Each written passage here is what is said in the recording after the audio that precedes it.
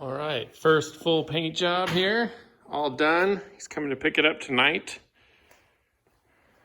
Black.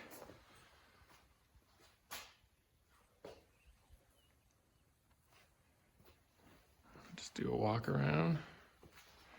My first full car that I painted.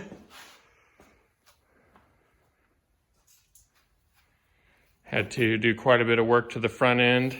Replace the bumper, headlights, grille, hood, passenger side fender, and the brace that holds the fender on. I cut that old one out that was all bent up and welded in a new one.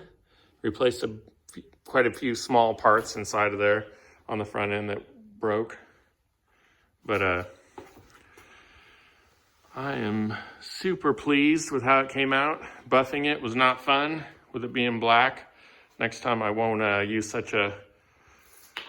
start with 1000 grit, that's for sure, sandpaper to cut and buff it. I'll start with 2000 and then work my way to 3000. But that's it. Let's walk around there.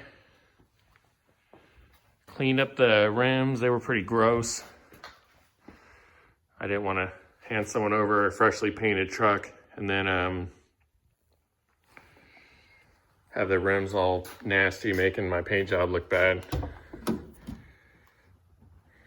Changed out the airbag here, pulled out the seats, I sent in the seat belts that were locked from the airbags getting set off, got them reset, and then underneath this middle seat here is the module for the airbag system. I sent it off and had it reset, and we didn't want to redo the whole dash here, swap it out, so I got some epoxy glue and glued that back down. It's empty.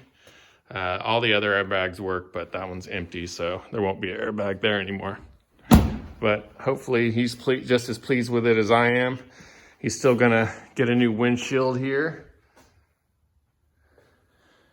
And a tire from where the old bent fender, somebody drove it with it dragging on the tire there and cut it up. But other than that, it looks great.